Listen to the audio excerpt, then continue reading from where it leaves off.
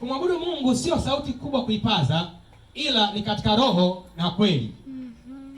Kumwabudu Mungu sio kupiga yoyo nyingi, ni katika roho na kweli. Kama kweli haipo, ukiimba unakuwa kama mwimbaji, sio muabudu. Kuna tofauti kati ya kuabudu na kuimba.